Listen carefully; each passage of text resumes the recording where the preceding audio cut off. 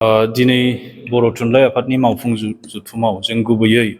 बर' थुनलाइ आफादनि फैगौ 62थि बोसोरारि जथुम्मा बेखौ क'क्राझाराव खुंनायनि बागै सावरायदों आरो फेब्रुवारि दाननि जों नैथि सप्तायाव बे जथुम्माखौ खुंनाय जागोन आरो बे जथुम्मायावनो गोदान आफादगिरि गाहाय नेहाथारिजों लोगोसे गोदान मावफुं आफादखौ दानाय जागोन। बे जथुम्मायाव गासै बर' रायजो राजाफोरनि नोजोर बोनाय थागोन जाहाथे गोदान सोरबायदि दैदेनगिरिखौ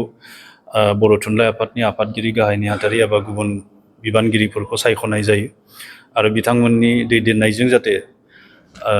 आथिखाल समाव बर' राव थुनलाइया जिबायदि दावगानायनि मोनसे लामा संदाननो हादों फैबाय थानाय समावबो जाहाथे उननि बिबानगिरिफ्रा दैदेनगिरिफ्रा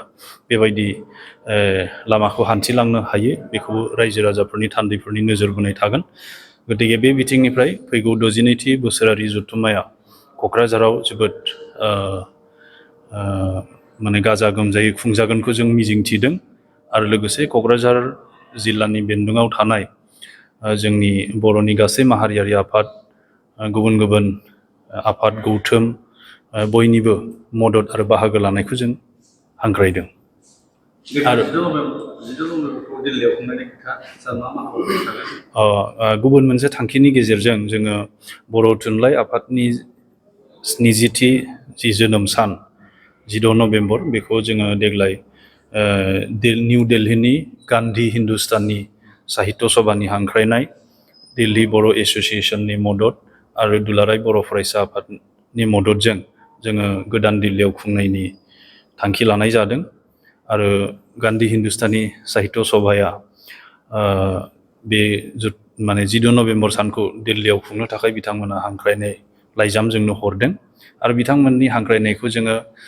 गनायथि होनानै मान होनानै जोङो देग्लाय